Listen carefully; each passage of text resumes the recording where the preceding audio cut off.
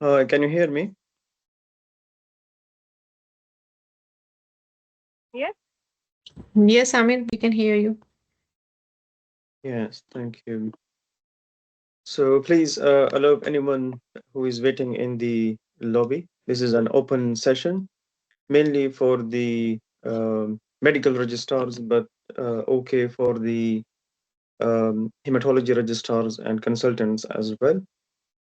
This presentation is based on real world scenarios that as a hematology consultant or registrar, we receive multiple bleeps from the medical team or non-medical teams, and they ask us about different anticoagulation scenarios, especially those scenarios where there is organ dysfunction, or the body weight is very high, or the body weight is very low, or the patient has blood on anticoagulation. Now they want to restart anticoagulation because there is no specific guidelines for these scenarios, and many trust in the UK. Some of them have their guidelines, local guidelines, but there are no national guidelines, and most of the practice is based on um, from the experience of other people, but there is no specific guidelines for that. And these are the challenging cases where patient usually gets complications because the anticoagulation is messed up, and sometimes they prove fatal as well. So the first case, 74-year-old man with atrial fibrillation, hypertension, history of ischemic stroke, present to the emergency department with melena and dizziness. Patient medication history, relevant medication history is apixaban 5 milligram BD. Past medical history, atrial fibrillation, and a Chart-War score is 5. I know there are some changes in a Chart-War score recently, but I'm main focusing on the hematology side, not the cardiology side. So I will be still using Chadwell score. Ischemic stroke and hypertension, his score is, Chadwell score is 5. The medical team resuscitated the patient with IV fluids. They gave him 2 units of packed red blood cells, apixaban withheld, and they have given the emergency treatment to the patient, and the bleeding has stopped now. Now, what was the emergency treatment of this bleeding? This is a separate thing. The main, the main thing that I want to discuss in this scenario is that the medical team contacted us when and how should anticoagulation be restarted in this patient, because this patient is using apixaban and it is for atrial fibrillation. He bled, he had melena, and he was on apixaban. The reversal has been done. Now patient is stable. This is the common question that is usually asked from us. When should we start anticoagulation in this patient? How should we restart anticoagulation in this patient? And whether should we restart apixaban or not? I picked up this case because I have noticed multiple cases in the medical department when they restart apixaban or any other form of anticoagulation on the next day or even on the same day when the bleeding is stopped and the patient end up in the ED again, or the patient has another episode of bleeding that proves fatal as well.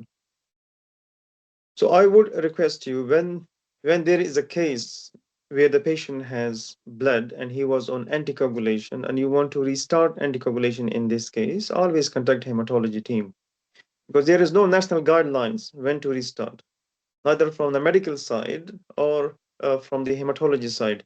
There is no guidelines about that. This is all based on real world practice data.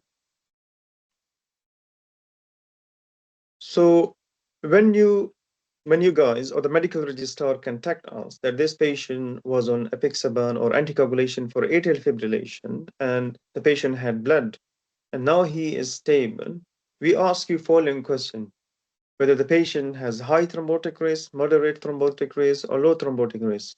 You know better because patient is in front of you. You have taken history from the patient. you would be better able to tell us whether this patient is high risk for thrombosis, low risk for thrombosis, or moderate risk of thrombosis. So if the thrombotic risk is high, we would start it in 3 to 5 days in this patient if there is no bleeding concern. If the thrombotic risk is low, we would advise to start this anticoagulation in a week time or 2 weeks time if there is no bleeding concern. Our patient was of high thrombotic risk. Chartwell score was high, so we would like to introduce the anticoagulation soon in this patient. But how? Okay. This is the thrombotic risk category of the patient where you have identified high risk, low risk. But should I start apixaban 5 milligram BD again in this patient or the next day? Or should I start apixaban or something else in this patient? Because patient has bled on apixaban, he has failed apixaban, he has a breakthrough bleed on it.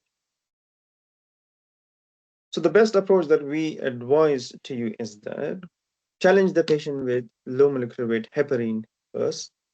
After, if the patient thrombotic risk is high, then give the patient low molecular weight heparin prophylactic dose on the third day, on the fourth day, or on the fifth day, and see whether the patient tolerate it or not. If the patient can tolerate the first low molecular weight heparin prophylactic dose, step up the dose slowly. Make it BD on the second day or on the third day. Okay. And if the patient body weight is high and his prophylactic dose is high, then step up the dose. You have given 40 milligram only. Make it 60 milligram. Maybe the patient prophylactic dose is 80 milligram per day or 60 milligram per day. Make it 50, make it 60, but step up slowly so that the patient can, we can see whether the patient can tolerate low molecular weight heparin prophylaxis or not. If he can tolerate the low molecular weight heparin prophylaxis initially, then you can convert to any oral option. It can be edoxaban, it can be rivaroxaban, it can be warfarin, but that would need bridging. But the clinical hematologist will tell you which anticoagulant is better in this patient, depending upon the site of absorption. Because different patients may have different requirement. He may have gastrectomy.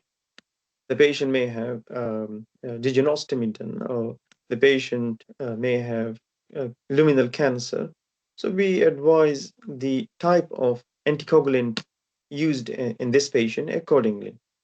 The main message from this scenario is that do not start anticoagulant on the next day if the patient has stopped bleeding. This result in rebleed in the patient, and the mortality rate is very high in such cases.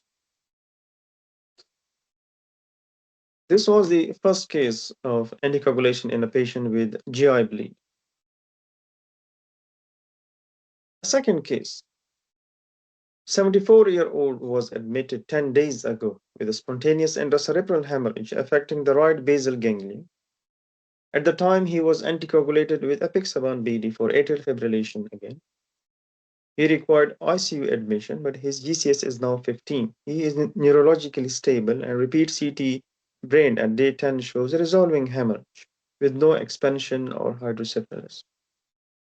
The team has contacted me that this patient was on anticoagulation for atrial fibrillation. Should I start apixaban tomorrow? Should I start apixaban or something else in this patient? Now we ask you the same question again. What is the thrombotic risk in this patient? High thrombotic risk or low thrombotic risk or moderate thrombotic risk? So the same algorithm or the same table that we used in the previous scenario, this one, high risk, low risk, or moderate risk, also applies here as well, with different duration, with different days to stop. So in most cases of non-traumatic intracerebral hemorrhage related to anticoagulation for AF, anticoagulation can be restarted as the risk of thromboembolism is high. Okay, but it depends on where is the stroke as well. If it is a lobar hemorrhage or high bleeding risk, delay up to 4 weeks may be necessary. But if it is not a lobar hemorrhage or the bleeding risk is not high, you can start anticoagulation earlier in the patient as well, especially if the patient thrombotic risk is high. So our patient has a day 10 CT scan, and it shows that the hemorrhage is now resolving. We can start anticoagulation in this patient. Again, the question is how? We cannot start apixaban 5 milligram again in this patient. We cannot give this patient edoxaban 60 milligram. We cannot give this patient rivaroxaban 20 milligram therapeutic doses from the next day. If I gave him therapeutic doses, this patient will rebleed, or the hemorrhage in the patient will expand, end up in the hands of neurosurgery.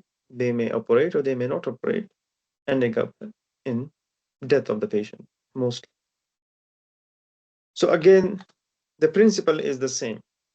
If, as a hematology registrar, you are advising someone to restart anticoagulation in the patient, you need to challenge the patient first with low molecular weight heparin prophylaxis. As a medical registrar, you should not start therapeutic anticoagulation in the patient with intracranial bleed. If the patient is stable, yes, patient would be stable. The hemorrhage in the patient is resolving. But if you introduce his therapeutic doses of anticoagulation on the next day, the patient will rebleed, or the current hemorrhage will expand, ending in permanent disability or death. So you need to challenge the patient first with prophylactic doses of low molecular weight heparin. If he can tolerate that, most of the patients tolerate that, and this is the approach used in most of the UK trust. We first challenge the patient with low molecular weight heparin prophylaxis, and then step up the dose slowly and slowly to see whether the patient can tolerate it or not. We monitor the patient with neuro exams frequently during the day to see if there is any change in the neuro status of the patient, or if there is any change in the neurological status of the patient. We do the urgent CT scan in the patient again to see if the hemorrhage has extended or the patient has blood. So step-up dose approach is required in both re-anticoagulation in patients with GI bleed and intracranial hemorrhage. For medical registrar, please contact hematology to tell you how to restart anticoagulation in these patients. And for hematology registrar, please read the trust guidelines, because there is no national guidelines in such cases, how to restart anticoagulation in these cases. Sit with your hemostasis consultants and see what is their experience, and is there any trust guidelines for such cases or not.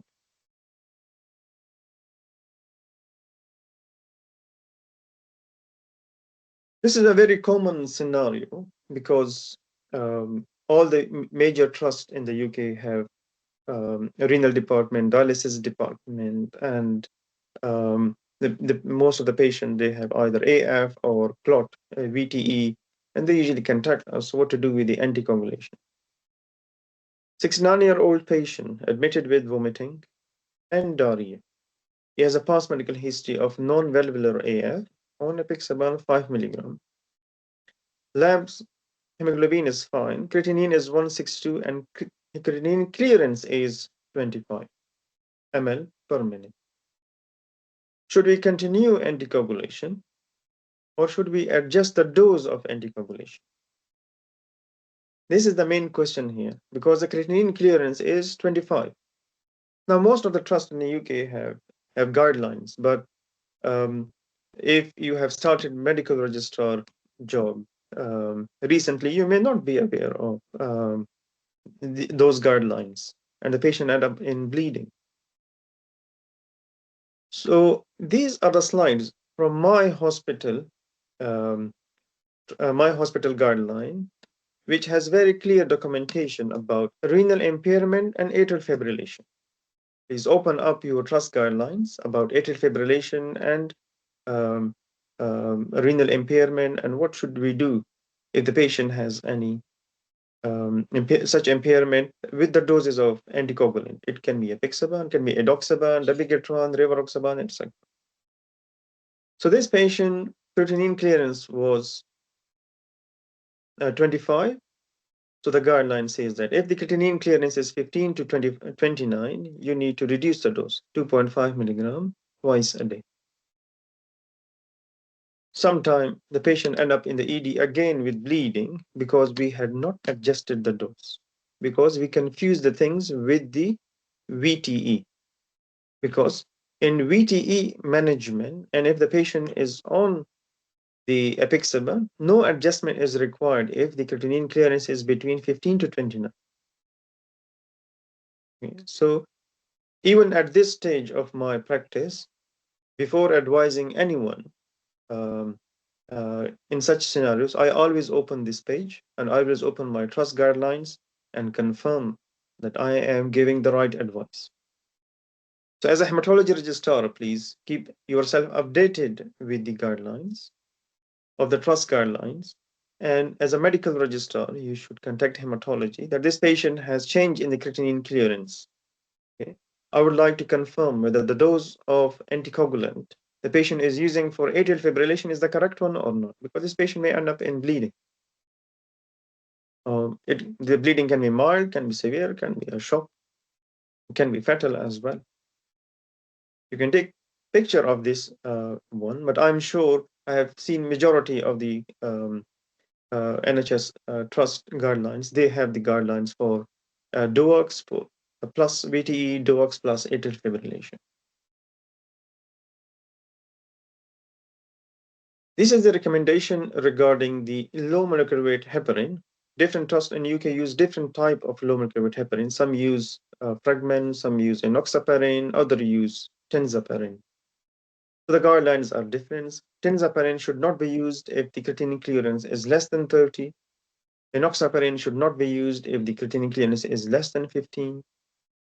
And deltaparin, if you are using, that would need ND10 monitoring. The best option is warfarin. But the problem with the warfarin is that you cannot start warfarin on its own. You need to bridge it with low molecular weight heparin. If you do not bridge warfarin with low molecular weight heparin, you end up in skin necrosis. Patient may die of the necrotic skin plus septic shock. So the question arises: if the patient is of end-stage renal disease, creatinine clearance is 10 or 15, and he's on, for example, he's on dialysis as well. How can we start warfarin in these cases? Then yes, this is the only situation where you can use enoxaparin or deltaparin off license with monitoring of NT10A. You have no other choice. You cannot use DUOC if the creatinine clearance is less than 15. You cannot use low molecular weight heparin as well if the creatinine clearance is less than 15. But you don't have any other option. Then these are the cases where you have to start low molecular weight heparin with NT10A monitoring. Once the INR is in therapeutic range, then you can shift to warfarin. The majority of the calls that we receive regarding adjustment of anticoagulation is from renal department because of changing creatinine clearance. Liver dysfunction, hepatology or gastroenterology department. These patients end up in the AD a lot with the bleeding for two reasons: because they are at risk of bleeding due to varices, and secondly, now there are weight reduction surgeries are done, and the anticoagulation are introduced very quickly without waiting for the stabilization of the weight, because there is no such guidelines. Patient is on anticoagulation for VTE or for AF, and they have done gastrectomy, partial gastrectomy for weight reduction. And when the patient goes home after a week or two, they have restarted the therapeutic anticoagulation in the patient again in the form of warfarin or DOACs. And 2 weeks later, the patient end up in the ED with major bleed. That is a different scenario, which I have not mentioned here some other time. 62-year-old man with a history of alcoholic cirrhosis, child pug score B, is admitted with increasing abdominal distension and mild confusion. Ultrasound confirms ascites, and there is portal vein thrombosis as well. Patient has variceal bleed 2 years ago. His platelet count is 74, and the Doppler says that there is portal vein thrombosis.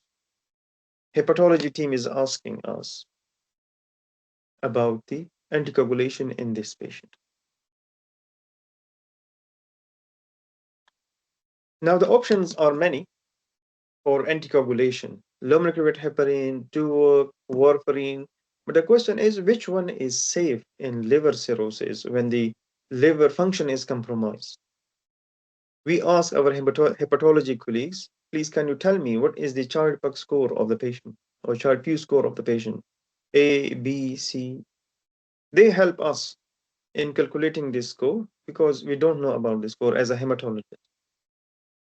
If the Child-Pugh score is A, Duox and low molecular weight heparin are fine because liver function is usually not affected in Child-Pugh score A. But if it is B or C, then most of the hematologists, they become cautious. They do not use Duox, they do not recommend warfarin. Once your liver function is significantly altered, you cannot rely on INR. So you cannot introduce warfarin in the patient.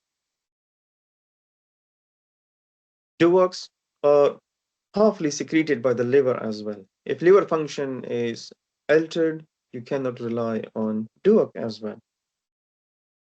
So that's why the best option of anticoagulation in the liver dysfunction is low molecular weight heparin.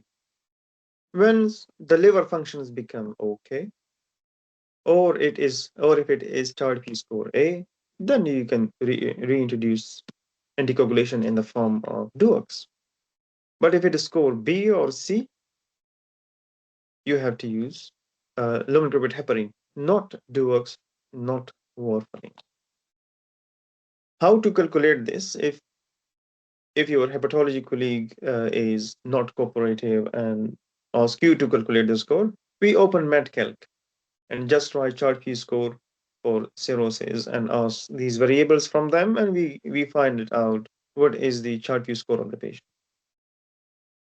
As a hematologist, we are not required to remember these things, but if you are a medical registrar, you need to remember these things because we mostly ask you what is a Child-Pugh score. Okay, because we are not required to remember them, and we haven't calculated the Child-Pugh score. So you have to tell us what is the Child-Pugh score of the patient. Then we can tell you whether low molecular weight heparin is best option, or Duoc is a best option, or warfarin is a best option.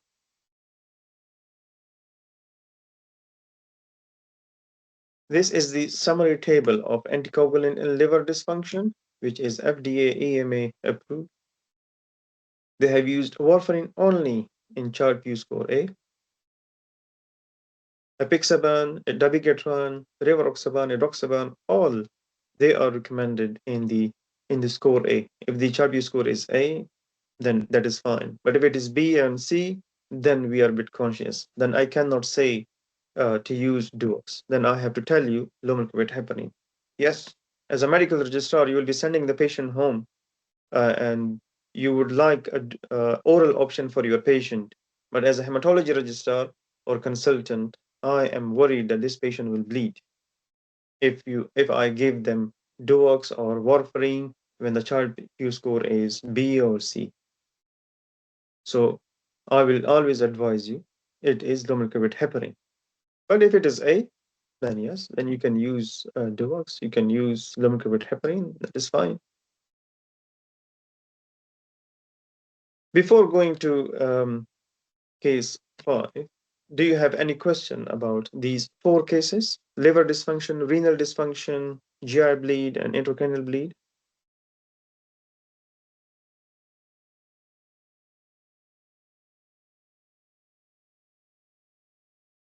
I have one question, Dr. Amr. Yes, please. In case of renal dysfunction, Mhm. and I want to start or initiate warfarin, can I overlap it with unfractionated heparin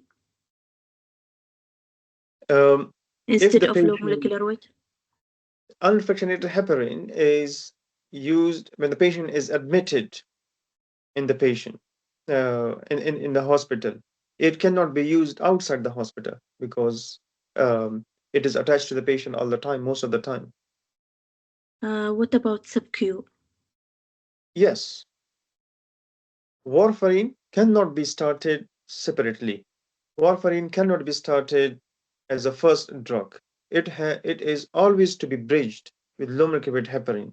If you start warfarin alone in a patient, you will end up in skin necrosis.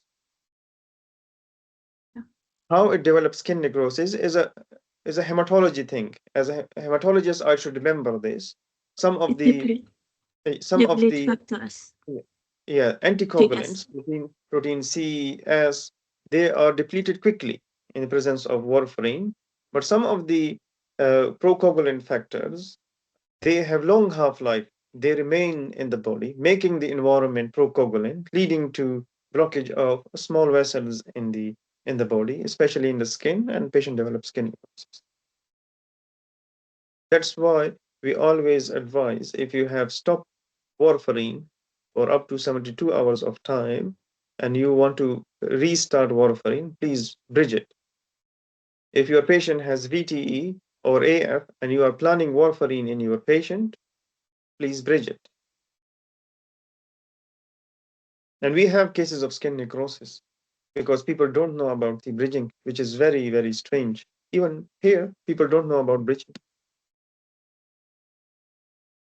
When the patient develops complications, then they are referred to hematology. This patient was on warfarin, but he has developed necrosis. Why is this? Is this allergic reaction? What is the other choice of anticoagulation? Then we tell them, you have made a blunder. But we always get a question from renal team that if they want to bridge with unfractionated heparin, like sub-Q. If the unfractionated heparin is IV, the subcut one is low molecular weight heparin. It is a small injection that I can give under my skin, and that is done. Unfractionated heparin is infusion. It can be used like sub-Q, right? Subcut. Can be, but mostly it is infusion, Okay. which is given in inpatient if the clot burden is very high, used by the cardiologist during their cardiac bypass surgeries. And if the renal function is very, very deteriorated and the patient renal function is very, very low, like creatinine clearance is 10 and patient has developed PE or DVT and patient is inpatient, then you have to give unfractionated heparin, which is infusion. Mostly it is IV, not subcut. Some trusts may be using it as a subcut, but we use it as IV. All right. Okay. Unfractionated heparin is not for outpatient. It is only used as inpatient because it is attached to the patient all the time. And you monitor it by APTTR. There is a separate form for that.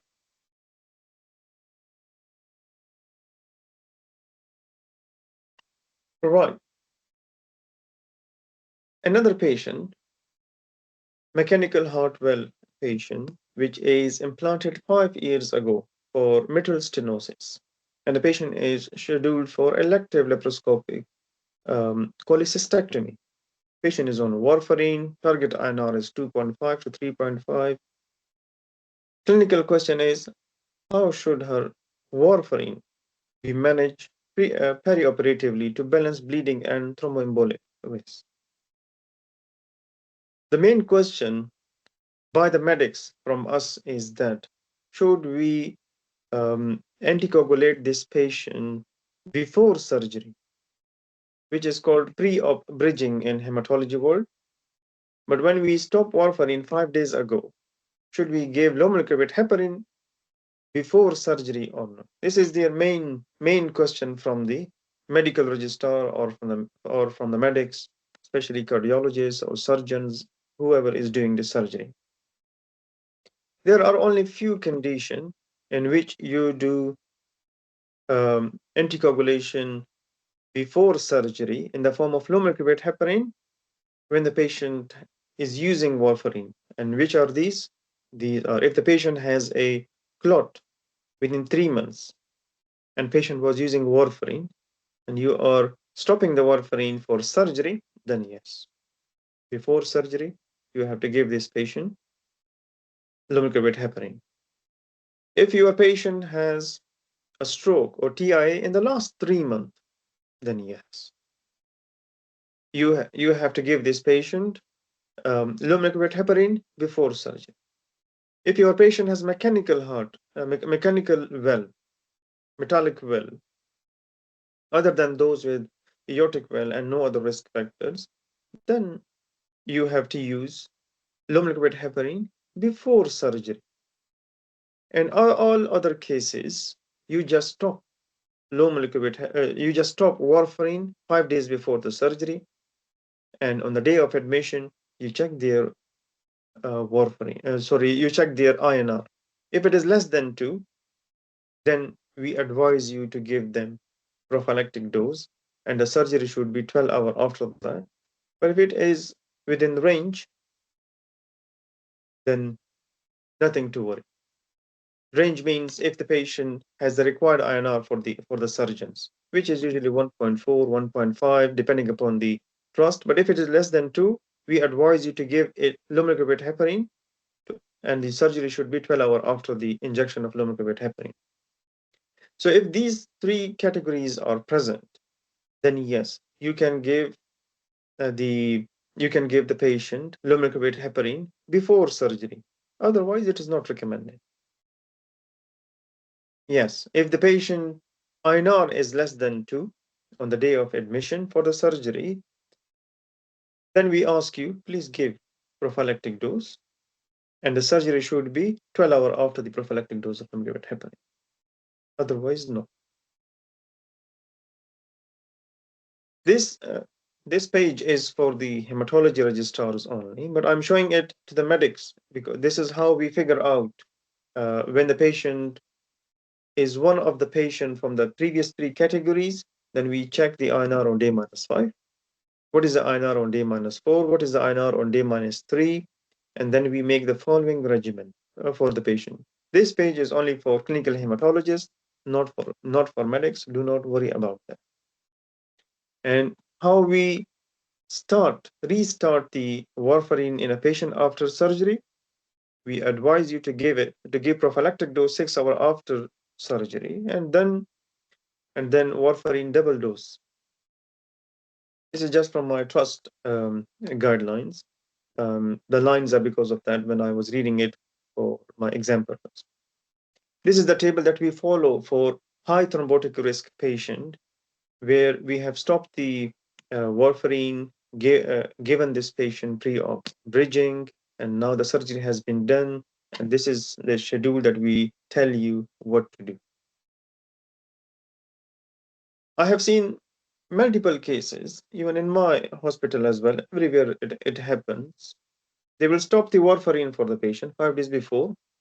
Surgery has been done today. Patient is going home tomorrow. Just start warfarin without any lumefantrine heparin, and complications then happen. Some of the surgeons, they are very, very bold, and they take these decisions, and then they end up in problems because they consider warfarin very lightly. Warfarin is a very problematic drug. So if you have stopped warfarin for 72 hours, you need to consider bridging.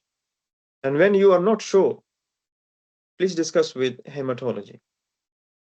Any patient who has stopped warfarin for 72 hours, they will need bridging.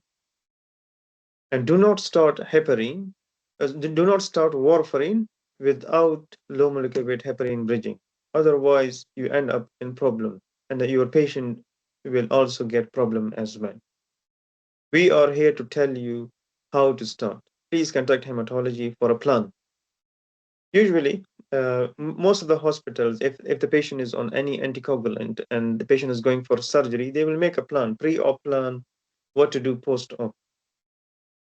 It will be very clearly written in the plan when to stop lumefantrine heparin, when to stop DUOC, when to stop warfarin before the surgery, and after surgery, when to start them again, and how to start it again. Like this is the example of warfarin reinitiation in a patient, where we are bridging the patient and we are start checking INR on day 4, day 5, day 6.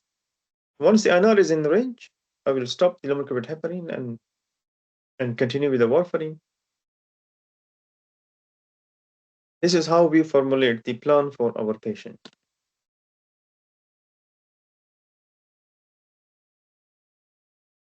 This scenario is not only a headache for you people, but for hematology as well. Because, as I said, there is no clear-cut guidelines about these things. 48-year-old patient with a BMI of 52 has a left leg DVT. And another patient is 82-year-old woman whose BMI is 15, and patient has atrial fibrillation or a clot, for example. And medics is contacting hematology. What should we do with the anticoagulation? Because most of the trust in the UK, they will say if the body weight is more than 160 or 165, contact hematology. If the body weight is less than 50, contact hematology. There is no national guideline about that. Every trust has its own guidelines about that. What does our trust say about such case? This is just a slide for the prophylaxis. The treatment slide is this one. If a patient body weight is nearly 30, we give them tinzaparin, but we always check their anti-10A as well to adjust the dose accordingly. And when we check the anti-10A, we always advise you, please take sample for anti-10A 3 hours after the third dose. This is a table. We use tinzaparin in our trust. Please open the guidelines of your trust, which lumefantrine heparin are they using. They may be using deltaparin, they may be using enoxaparin, etc. We use tinzaparin, so this is our trust guideline. We have guidelines for body weight as low as 32 kg, and the therapeutic dose for them is 6,000 units. But I will check the anti-10A 3 hours after the third dose to see if the anti-10A is in therapeutic range or not. See, they have mentioned here at the bottom, contact hematology for advice if the weight is more than 165. Then we give them enoxaparin. We can also give them tinzaparin, but the enoxaparin is better studied in overweight patients.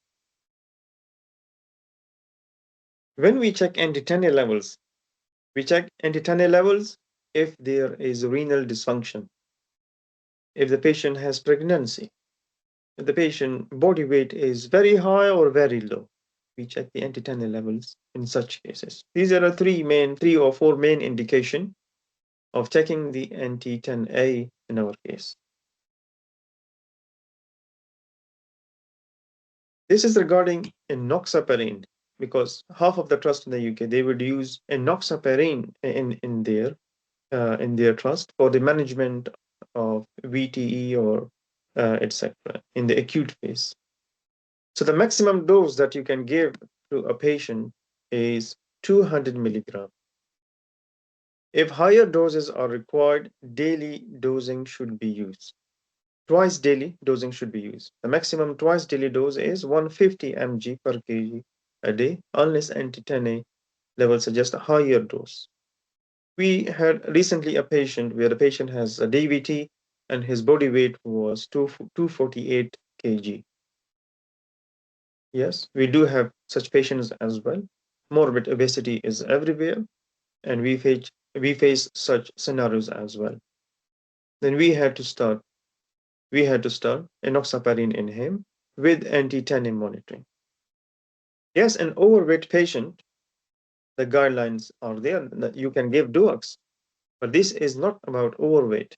This is about morbid obese patient. His BMI was more than 65. So if the patient body weight is very, very high, you can use tinzaparin according to the body weight. You can use enoxaparin, but the enoxaparin maximum daily dose is 250. If you think higher doses is required, like in our patient whose body weight was 248 kg and the dose was very, very high, 1.5 multiplied by 248 is very high dose. So I have to give him 150 milligram twice a day with anti-10A monitoring. Remember, if your patient creatinine clearance is less than 30, because obese patient may have some renal dysfunction, their creatinine clearance may be less than 30, then you have to use once daily dose, but the dose will be 1 milligram per kg. Please contact hematology about such cases.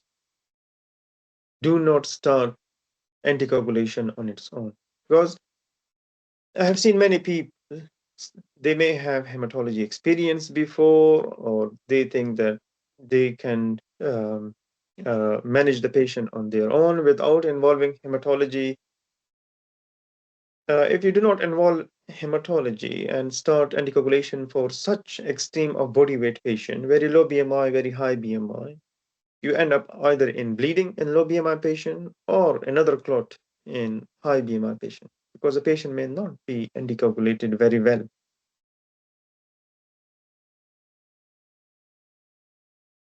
Another common mistake that the people do, patient with a cancer and a VTE, patient was on low molecular weight heparin, patient has another clot and they would start DUOC without knowing the fact that if a patient has a luminal cancer, DUOCs are not recommended.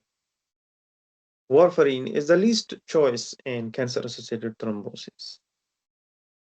Such patient will usually come to acute ambulatory care or acute or emergency department. Patient would have a new DVT or a new DVT on the top of the other, and they would change the anticoagulation from low molecular weight heparin to DUOX or from DUOX to warfarin, which is totally wrong practice. And usually we get half information from the medics as well. So please, whenever you are dealing with a VTE, tell us whether the patient has a cancer or not. The moment you say patient has a cancer as well or suspected cancer as well, our next question is whether it is a luminal cancer or not. Luminal cancer means from mouth to anal canal. If there is any cancer over there, the patient has high bleeding chances on DUOX. If the patient has any genitourinary cancer, there is a high risk of bleeding chances on DUOX. Warfarin is not indicated. Normally, if a patient is on low molecular weight heparin and has developed another clot, I would say yes, why not to change to warfarin, because we can monitor it with INR whether the patient is therapeutically anticoagulated or not. But the moment you say patient has cancer as well, everything changes. So this case, a 64-year-old man with recently diagnosed metastatic colon adenocarcinoma, present with new onset swelling and pain in the left leg. There is a VTE over there. So what is the most appropriate anticoagulation strategy in this patient with active gastrointestinal cancer? We always ask you, when you say the patient has a cancer as well, we ask what is the site of the cancer? What is the renal status, any drugs that can interact with the anticoagulant? This is algorithm from our BSH guidelines, British Society of Hematology guideline. Every hematologist should know this. And they tell you, if any of this side is yes, low molecular weight heparin. If any of this side is no, DUOX. Duration is 6 months. And then active, if the cancer is active, we prolong the duration. So if a patient has another thrombosis on the top of the previous one, in cancer patient, we increase the dose by 20 to 25%. We do not change to DUOX if it is a luminal cancer. If the patient was using DUOX and the cancer was a non-luminal cancer, Then we change that to low molecular weight heparin. Yes, patient would prefer oral medication because it is easy to take. Low molecular weight heparin is a daily injection. It is a pain, but the problem is that the risk of bleeding is high on DUOX in luminal cancer. If the patient is on warfarin, switch to low molecular weight heparin. But remember, warfarin is the worst choice in cancer-associated thrombosis. We do not give warfarin in our cancer patient if they have VTE. We do not give DUOC in our cancer patient if the cancer is a luminal cancer. The choice is low molecular weight heparin. If the cancer has been removed, someone has a cecal cancer and a DVT as well, and you have removed the cecum from the patient, then yes, then I can say use rivaroxaban because it is absorbed in the stomach. I will not give apixaban because it is absorbed in ascending colon or in the jejunum, but I will say yes to rivaroxaban. We have many cases like this where patient was started on warfarin or DUOX, and they end up in the ED again after 2 weeks or 3 weeks time because of bleeding, because they were not discussed with hematology. And if discussed with hematology, we were not informed that this patient has a cancer.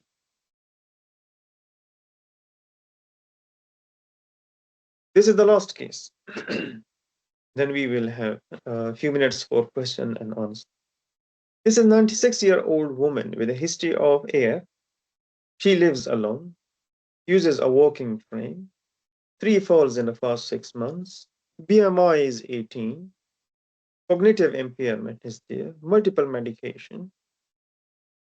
Medical registrar contacted me that I would like to give this patient anticoagulation.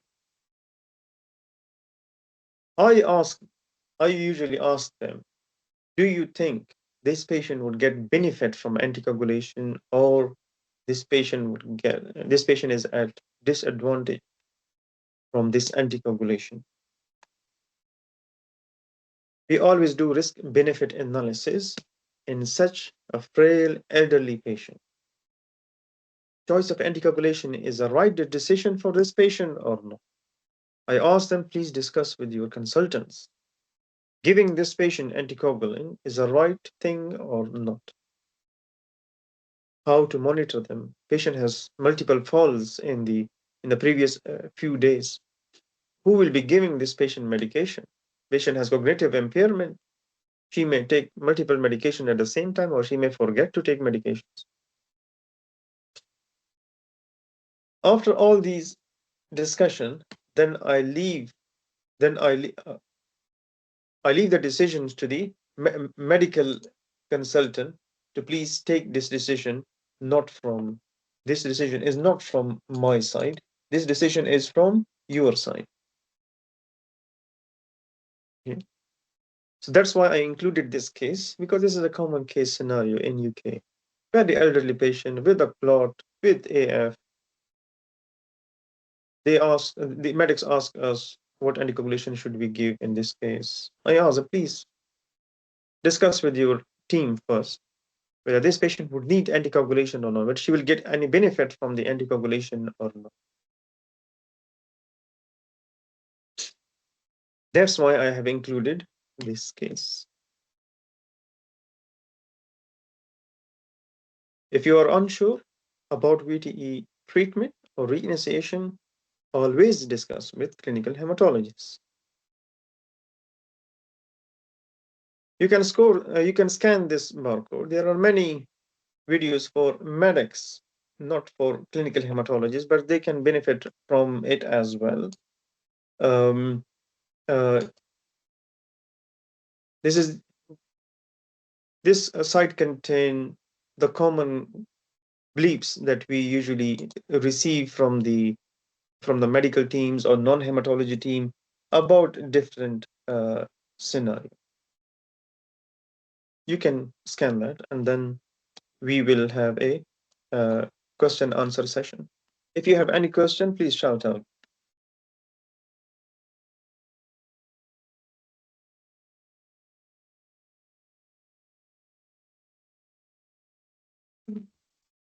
Amit, can you repeat anticoagulation in low body weight when you were discussing extreme body weight?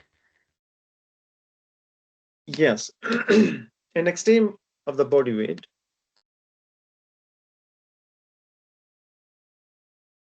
um, if the patient body weight is more than 160 or 165 kg, then the medics are advised to contact hematology, because every trust has a guideline for body weight up to 160 or 165. Okay. Then above 165, the patient become very overweight, or BMI is very high, the therapeutic anticoagulation is questionable usually. Then we tell them, yes, you can give them tinzaparin according to the body weight, or enoxaparin, maximum dose is 200, BD dose is 150, but this patient would need anti-TENE monitoring 3 hours after the third dose. Yes, you can use apixaban, rivaroxaban, but this if someone has body weight above 165, it is a very high body weight. Like I told you the example from my hospital, where the patient body weight was 240 or 248 kg. Okay, so we had to give this patient enoxaparin with anti-TENE monitoring. Again, if some of the patients here, they have very low BMI, they are malnourished because of some reason, their BMI is very low. We had a case where the patient body weight was 32 kg, and she was 40 years of age. Because of many reasons, she was malnourished, and she has a DVT as well. So we had to give her tinzaparin therapeutic dose, 6,000 units, but with anti-TENE monitoring. You always have to monitor the patient in the acute period with anti-TENE. Later on, when the patient is stable, you can convert to warfarin, and uh, you can monitor with IR.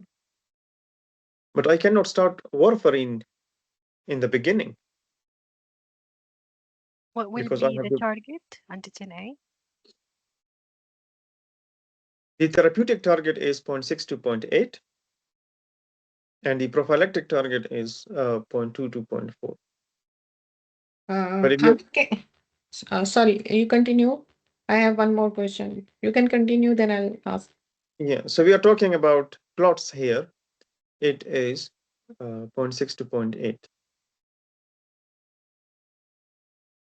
And sorry, another thing, you mentioned that the maximum is 200. Is that's for the OD dose? Is that correct? Yes, this is for the enoxaparin. Yes. Yes. And And when we go BD, is there a maximum again? 150 BD. Okay. Yeah. Thank you. Yes, go on. You had another question? Yes, I have question regarding portal vein thrombosis. As the guideline mention, if it's non-cirrhotic, then you anticoagulate.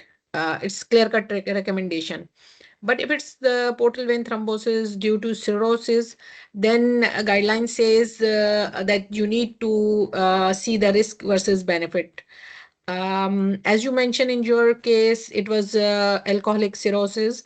My question is, in your trust or in your practical, in your practice, is it routine to give anticoagulation in cirrhotic portal vein thrombosis, or you just like guideline, you see whether it will be benefit or not, because there is a risk of bleeding is higher in cirrhotic portal vein thrombosis. Yeah. So if the bleeding risks are high, you do not give them. Okay. Okay. Because Okay. this is a risk versus benefit discussion always in liver cirrhotic patient. Okay. But if the bleeding risk is moderate or mild, then we anticoagulate all the new portal vein thrombosis patient with low molecular weight heparin. If it is a moderate risk of bleeding, we split the dose of low molecular weight heparin. For example, if the required dose is 16,000 units tinzaparin, I will give 8,000 morning, 8,000 evening. Okay. Okay. And one more question, because the cirrhosis is like it will stay. Either it's if patient is going for transplant, then it's another reason. But if patient is cirrhotic and you give anticoagulation, then how long will you? It will be lifelong. What No, would no, be the duration? Hmm. it's 3 months of It's anticoagulation. for in Yes, cirrhotic portal vein, you would give 3 months anticoagulation. Okay. 3 months. Yes, Okay. Thank you. if the liver cirrhosis is stable, if the liver cirrhosis is stable, it is not progressing, then I will not give any further anticoagulation about 6 months, because portal vein is required 6 months. Portal vein, cerebral venous sinus thrombosis, splanchnic veins, they need 6 months. 6 months. Sorry, it's not Yeah. 3 months. It's Yeah, 6 months. it's not 3 months. It's 6 months. These major veins need 6 months of anticoagulation. Mhm. I have one question. Can I Thank you ask? very much. Yes. Okay. Yes.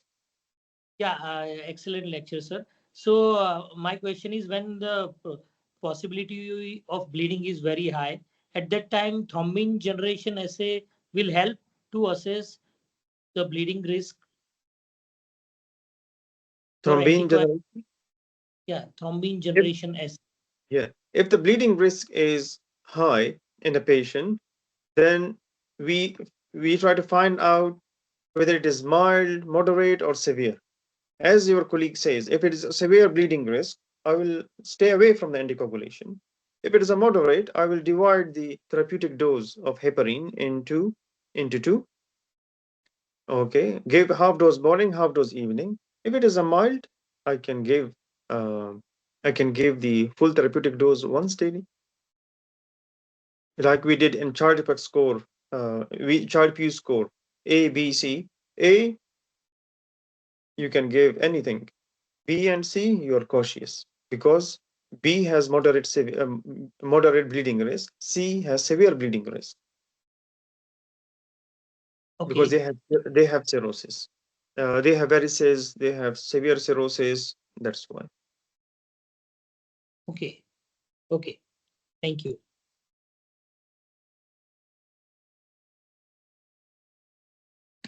All right. So thank you very much, everyone. This lecture will be available on the YouTube, and see you next time. Take care. Thank you very much, Amir.